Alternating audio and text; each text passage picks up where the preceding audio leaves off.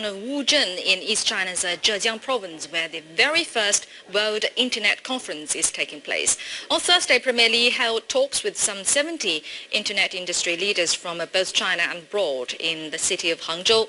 And during their meeting, Premier Li said the Chinese government strongly supports the development of the Internet sector. He pointed out the majority of China's vibrant small and micro enterprises that flourished in the past year or so are in the Internet or information technology sector.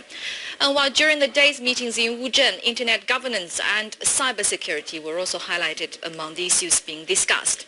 And experts agreed that the development of the Internet has posed new challenges to national sovereignty, security and development interests. And Lu Wei, the Chinese Minister of Cyberspace Administration, said the country needs to strengthen communication, establish an international Internet governance system based on multilateralism, democracy and transparency.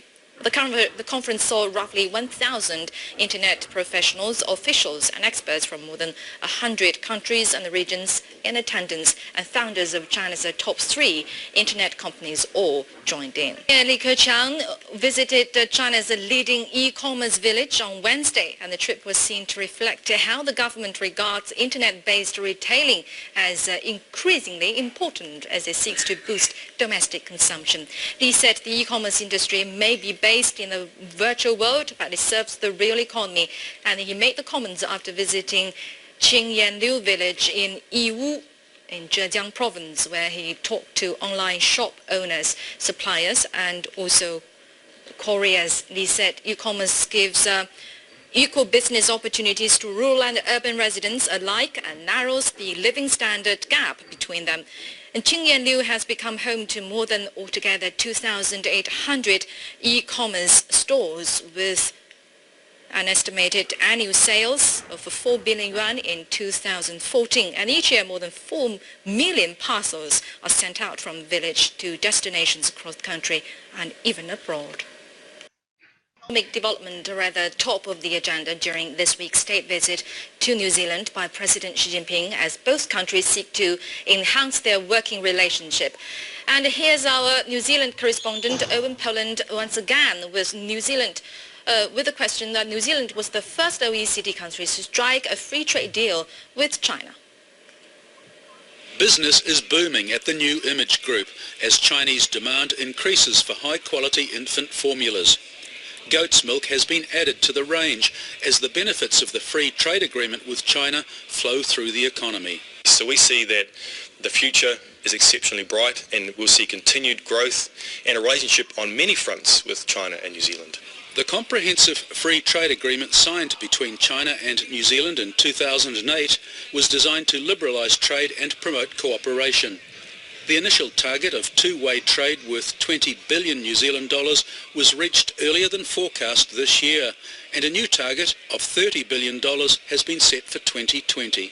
The momentum is there, the practice is there, the commitment by New Zealand towards the China market is there. I think we can achieve the 30 billion. Aurovida is another New Zealand company making the most of the free trade opportunities. It's just opened a flagship office in Shanghai to showcase premium products like fresh milk and seafood, and it believes there's a perfect harmony between New Zealand food and Chinese appetites. We'll increase the New Zealand food awareness, the brand awareness in China, and also by providing to the Chinese consumers essentially the best food you could find in the world.